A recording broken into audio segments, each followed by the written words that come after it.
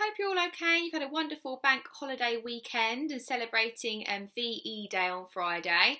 I am wearing my thank you top today to all those key workers out there. We're actually going to start a brand new book today, and it's a different way of reading it for me because for my birthday last week, very luckily, I was given a Kindle. So I'm going to actually read the first few chapters at least off of, oh blimey, what have I done now? Off of the Kindle. So I'm just going to show you, it's in black and white, but what the front page, not the front page, the cover is what I'm trying to say, the cover of our new book. Oh, you can tell I'm not really used to it yet, can't you? So our new book is by an author called Kate DiCamillo. DiCamillo? Yeah. It's called The Miraculous Journey of Edward Tulane. You might have a little idea of who our Edward Tulane character is from that picture. The next page, it shows that character looking out of a window in quite a well-to-do house. And today we're going to read chapter 1. Oh dear, if I can. So chapter 1, it's got a picture with it. Looks like somebody's holding like a pocket watch or something, or a compass. Let's see what we're going to have a read about. Okay. Once, in a house on Egypt Street, there lived a rabbit who was made almost entirely of china.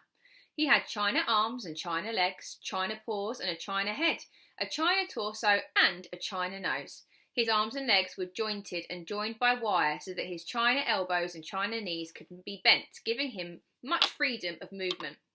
His ears were made of real fat rabbit fur, and beneath the fur there were strong, bendable wires, which allowed the ears to be arranged into poses that reflected the rabbit's mood.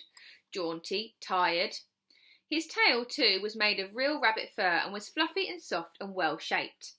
The rabbit's name was Edward Tulane, and he was tall.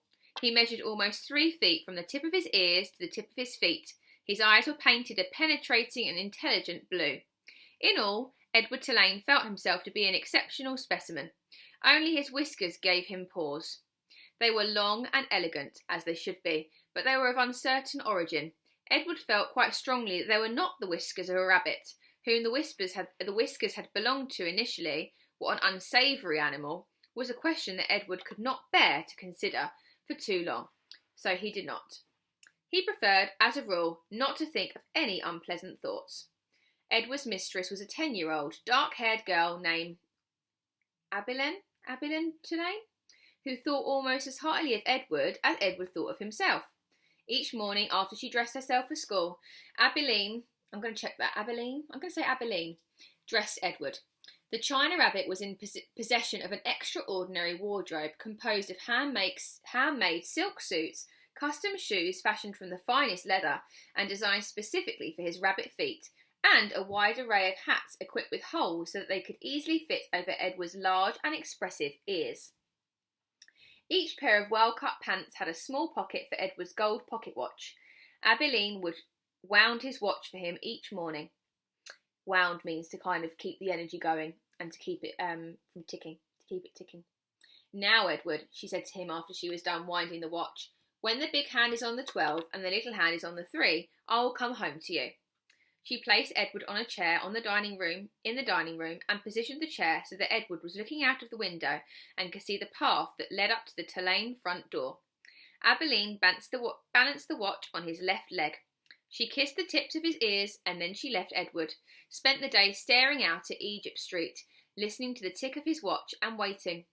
Of all the seasons of the year, the rabbit most preferred winter, for the sun set early, then and the dining room windows became dark and Edward could see his own reflection in the glass.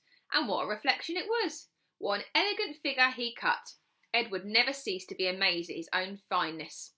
In the evening, Edward sat at the dining room table with the other members of the Tulane family. Abilene, her mother and father, and Abilene's grandmother, who was called Pellegrina. True, Edward's ears barely cleared the tabletop, and true also, he spent the duration of the meal staring straight ahead at nothing but bright and blinding white of the tablecloth, but he was there, a rabbit at the table. Abilene's parents found it charming that Abilene considered Edward real, and that she sometimes requested that a phrase or story be repeated because Edward had not heard it. Papa, Abilene would say, I'm afraid Edward didn't catch that last bit. Abilene's father would then turn in the direction of Edward's ears and speak slowly, repeating what he just said for the benefit of the China Rabbit. Edward pretended, out of courtesy to Abilene, to listen, but in truth, he was not very interested in what people had to say, and also he did not care for Abilene's parents and their condescending manner towards him. All adults, in fact, condescended to him. Only Abilene's grandmother spoke to him as Abilene did, as one equal to another. Pellegrina was very old. She had a large, sharp nose and bright black eyes that shone like dark stars. It was Pellegrina who was responsible for Edward's existence.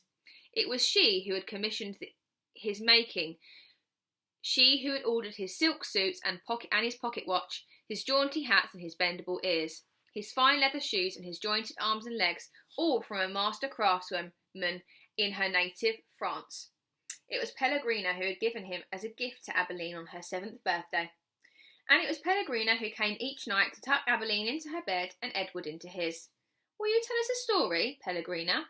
Abilene asked her grandmother each night. "Not tonight, lady," said Pellegrina. "When?" asked Abilene. What night?" "Soon," said Pellegrina. "Soon there'll be a story." And then she turned off the light and Edward and Abilene play in the dark of the bedroom. "I love you, Edward," Abilene said each night after Pellegrina had left. She said those words and then she waited, almost as if she expected Edward to say something in return. Edward said nothing. He said nothing because, of course, he could not speak. He lay in his small bed next to Abilene's large one. He stared up at the ceiling and listened to the sound of her breath entering and leaving her body, knowing that soon she would be asleep. Because Edward's eyes were painted on and he could not close them, he was always awake. Sometimes, if Abilene put him into his bed on his side instead of on his back, he could see through the cracks of the curtains and out into the dark night. On clear nights, the stars shone, and their pinprick light comforted Edward in a way that he could not quite understand. Often, he stared at the stars all night until the dark finally gave way to dawn. Okay, and that is the end of chapter 1. So, on your home learning for today, you will have a little activity to go along with that. Generally, because we're at the start of the book, just turn it off. At the start of the book, we're going to have a little think about, setting the scene, setting the characters, and having a little think about who is Edward Tulane. So I hope you've enjoyed the start of that book. I hope it's not something you've heard of before, so that we can kind of all experience it for the first time together. But yes, I'll be back tomorrow for more reading. Hope you have enjoyed it, and I'll see you soon. Bye bye.